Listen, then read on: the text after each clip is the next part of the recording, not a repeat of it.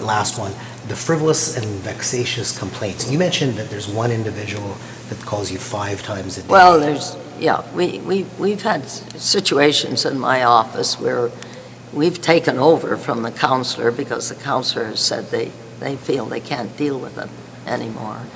And so instead of them being cut off from calling, my office has taken over to respond and trying to reduce the impact it has on the staff in my office, as well as the impact on the staff in the different departments. Because any complaint that comes, 9 out of 10 have to be referred to a department to comment on.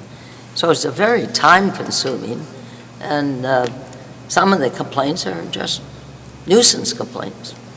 How common is it, like for you, like if all of these, even from councillors' offices, are getting redirected to you, how much time is your staff, spending on these things? How common is this? Sometimes we're spending a lot of time on it, but not only staff in my office, but it means that the staff in all the departments are spending time on it, because the item has to be referred to them to investigate. In some cases, the staff has to go out to investigate, and then finds out that there's no problem. Can you give me one example of like a particularly sort of nuisance complaint?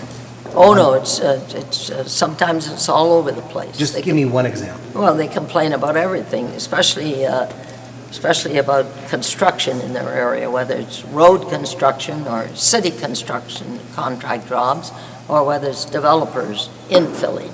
Can you think of like one that you remember, like someone complained about something There's too many. No? There's too many that we have to deal with. Yeah. I think this policy is long overdue. Okay.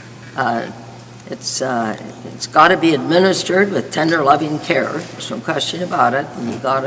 And I'm sure the staff will do that, as well as the councillors will do with it too. But, I mean, you got a policy like that has to be well monitored, and very special care has to be applied to it. Very special care, because nobody wants to cut off a citizen from complaining.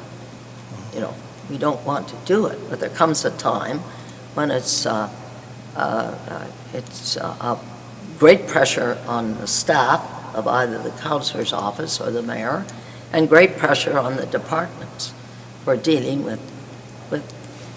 Are we talking like in your office sometimes hours a week? Oh, yes, I would say hours a week on some.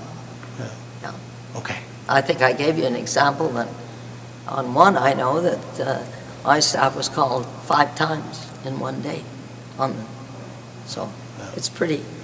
I think the policy is long overdue, but it must be administered with tender, loving care. Okay. Because we don't want to cut off communication with our citizens in any way.